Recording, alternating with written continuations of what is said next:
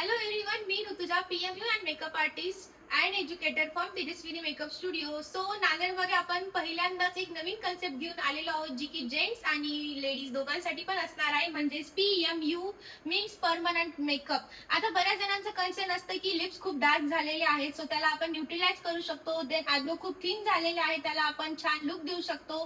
त्याच्यानंतर permanent blush आहे, scalp pigmentation आहे, ज्यांची स्काल्प खूप विजिबल झालेला आहे. त्याच्यानंतर तुम्ही ब्युटी स्पॉट पण क्रिएट करू शकता.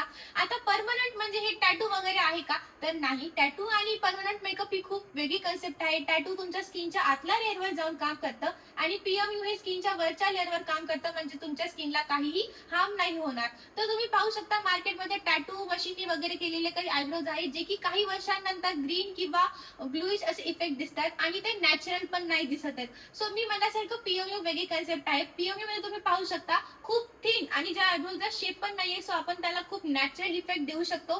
त्याच्यानंतर तुम्ही पाहू शकता हेअर लाईक स्ट्रक्चर दिसते आणि महत्वाची गोष्ट म्हणजे टॅटू सारखं हे आयब्रोज काही दिवसांनंतर ग्रीन किंवा ब्लूइश पण नाही पडणार. त्याच्यानंतर तुम्ही पाहू शकता मी म्हणल्यासारखं लिप न्यूट्रिलायझेशन, लाईक तुमचे खूप लिप्स डार्क वगैरे असतील तर त्याला आपण न्यूट्रिलाइज करून पिंक दाखवू शकतो.